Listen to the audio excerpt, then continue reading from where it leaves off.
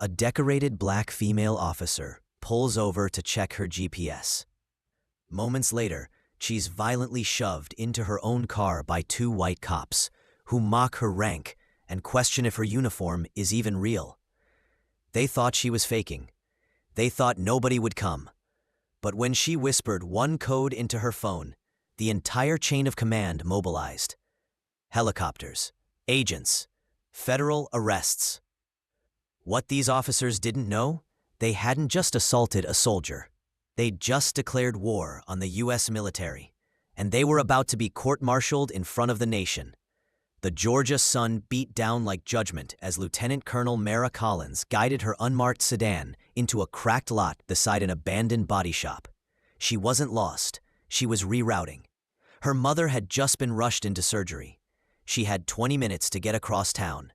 But her GPS glitched, the screen froze, and she pulled over for 10 seconds. That's all it took.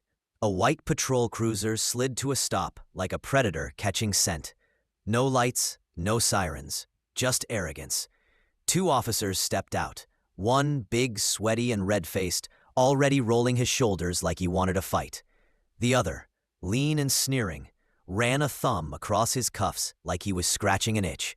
Well, the big one smirked. Halloween's early this year. Mara turned slowly. Her olive-green uniform, pressed sharp as a razor, bore no insignia. No need to advertise rank when it radiates from your spine. "Is there a problem, officers?" she asked. Her voice clipped, official, unafraid. The lean one snorted. "Nice costume.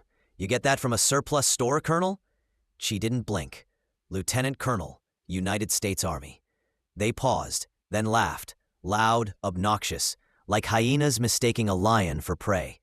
"Yeah, right," the bulky one grunted. "You people always got stories." Her jaw tensed. "I'm not required to validate myself to street-level provocation," she said, reaching calmly for her phone. "Wrong move. Hands where I can see them," the big one barked. "I'm making a call." "Not unless it's to the station. Turn around. No legal cause. No warrant. No—" He lunged, grabbed her arm, twisted. She didn't fight. That wasn't her training. But her knees buckled as he shoved her into the hot hood of her own car. The metal seared her cheek. She tasted blood. "Where's your military now, Colonel?" the lean one whispered in her ear, breath hot with cruelty. She didn't cry out. Instead, her voice, barely audible, rasped from beneath clenched teeth. "You've just made a federal mistake." Her phone clattered to the ground, the screen still lit. She broke his grip with surgical precision. Not resistance, tactical redirection. Rolled to the curb, snatched the phone, thumbed in a code. "General Ryan. Protocol Black. Officer in distress. GPS active. Immediate response." The line went dead for a second. Then, "Copy, Lieutenant Colonel. Units mobilizing. District notified. 5-minute window." She stood up, bleeding, but unbroken. Officer Mallister flinched at the voice coming from her phone. "Units? Mobilizing?" he echoed, nervous laughter breaking across his face. "She's bluffing."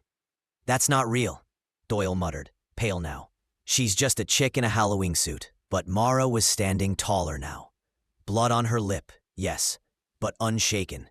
"You're not scared of me," she said. "You're scared of who's listening." The street went quiet. Then the low whoomp of rotor blades began to thunder through the sky. A black SUV rolled up with no lights, no markings, the kind used for federal extractions. The back door opened with clinical precision. Out stepped a woman, blonde, crisp, deadly calm. Her uniform gleamed with rank and power. She moved like thunder, disguised in heels. "Officers Mallister, Doyle, step away." Doyle froze. "Who the hell are you?" She flipped a badge with a red seal. "Supervisory Agent Kathleen Arrow, United States Army CID. You're under federal investigation for assaulting a superior officer, destruction of evidence, and unlawful detention." Mallister's lip curled. "She attacked us. She was impersonating—" Crack. Arrow dropped him with one precision strike to the solar plexus. His knees buckled. "Anything else you say will be entered into federal record," she snapped, locking him in cuffs. Doyle panicked and grabbed Mara by the hair again. You think this ends with a phone call? Nobody's coming for you. Nobody. Wrong again. From behind the SUV, a second agent appeared. Tall, dark-skinned, silent. His arms were muscle, his eyes pure steel. Without a word, he tackled Doyle so hard the pavement cracked beneath him. Doyle whimpered. I didn't know who she was. You knew enough to put blood on her face, the agent growled. Now shut up before you bury your own defense. Mara stood motionless, watching the two men now groaning on the concrete in cuffs. No apology, no excuse, only exposure. Arrow turned to her. Lieutenant Colonel Collins, General Ryan requests you stand down. This is now a federal case. Mara nodded once. In the distance, sirens began to converge. Not local, national. 3 days later, leaked drone footage hit the national press. The story trended globally. Black female Army officer assaulted by local cops. Federal arrests made. Mara said nothing. She sat beside her mother in a hospital room, watching the news in silence. 2 men in cuffs. A uniform honored. A system finally shaken.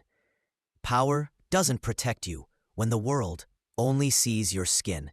If this story hit you, like, share, and subscribe. We won't stay silent. We're here to expose the truth.